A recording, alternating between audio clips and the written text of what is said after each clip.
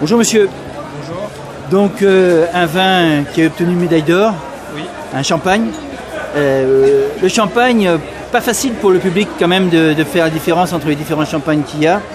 Il y a énormément de marques de champagne, je crois qu'il y en a près de 30 000. Le champagne est fait sur 5 départements qui sont la Haute-Marne, la Seine-et-Marne, l'Aisne, la Marne et l'Aube. Les plus reconnus, les gens connaissent plus Reims, on va dire, pour le champagne. Malgré que maintenant les champagnes de l'Aube comme nous ont bonne presse, on arrive à sortir des belles cuvées et à être parfois à l'aveugle devant les grandes marques. Et puis vous uniquement en vente que chez les cavistes, hein, bien sûr. Café, hôtel, restaurant, les cavistes, les particuliers, tout ce qui est pas de grande surface, pas de grande distribution pour nos champagnes. Vous êtes de quelle région donc Donc nous on est de l'Aube, on est du terroir de la Côte des Bars, c'est sur la commune de Balneau-les-Rissés. C'est le plus gros village appellation de Champagne de la Champagne. D'accord. Moins connu que Reims, il faut le dire. Oui. Ça tient à quoi ça? L'historique de la Champagne avec les grandes marques, c'est en fait les locomotives de la Champagne, c'est eux quand même qui nous tirent de l'avant. Oui. Les grandes marques comme Mouette, comme Franquet, eux nous tirent de l'avant et c'est pour ça qu'en fait eux, Épernay, Reims, c'est plus connu en fait que tout le reste. Mais à mon avis, dans les 30 prochaines années, tout ça, ça va changer parce que les gens commencent à apprendre à goûter des petites marques comme nous. Et on arrive à sortir notre épingle du jeu. D'accord. Un bon champagne, comment il doit se comporter dans la bouche? Déjà une bulle fine, je pense. Après, les complexités aromatiques, vous en avez beaucoup. Que ça soit, oui. Il y a différents assemblages selon les cépages. Vous avez des monocépages avec pur chardonnay, pur pinot, ou alors des assemblages de pinot, chardonnay, pinot noir, pinot meunier. Ça dépend. Ça dépend. D'accord. Et les tarifs sont à peu près comme tout le monde, vous allez me dire? Bon, les tarifs pour un champagne, après, nous, notre entrée de gamme, on commence à 17,90. Et après, ce qui est un prix correct, tout à fait. On est sur un champagne 100% cuvée. Nous pressons beaucoup plus de raisins pour obtenir que le meilleur jus. Et après, c'est vinifié. D'accord. Voilà. Ça fait combien de temps que ça existe, ce domaine? Le domaine existe depuis 35 ans. D'accord. Donc vraiment une affaire de famille, si j'ose dire. Une histoire de famille. On fait 500 000 bouteilles, 70% d'exportation dans 70 pays. Par exemple, États-Unis? États-Unis, Italie, oui. Norvège, Suède, Pologne. Pourquoi ça marche bien l'exportation, le champagne?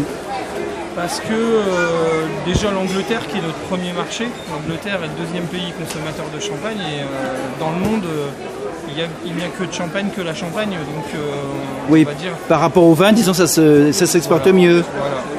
Ouais. Les gens quand ils fêtent un événement dans le monde, la plupart du temps, s'ils ont quelque chose à fêter, ils vont fêter avec du champagne.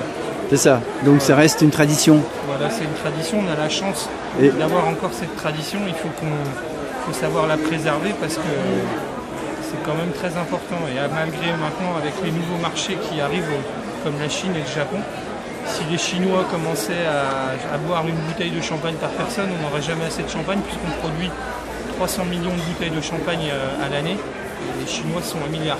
D'accord, donc pour vous c'est un marché extraordinaire quoi. Ouais, pour nous Chine. En fait ça se développe beaucoup, ils commencent à apprendre à aimer et quand vraiment ils vont prendre, quand ça va grimper, on n'arrivera pas, à mon avis on n'arrivera pas à fournir, c'est pour ça qu'ils ont un projet d'élargir l'aire d'élaboration de champagne, c'est-à-dire de reclasser des terrains pour qu'on puisse replanter. Tout à fait, vous-même vous faites des démarches à l'étranger, vous déplacez à l'étranger? Bien sûr, oui. On fait plein de salons export à Vinexpo Hong Kong, on fait... À Miami par exemple, vous êtes à Miami?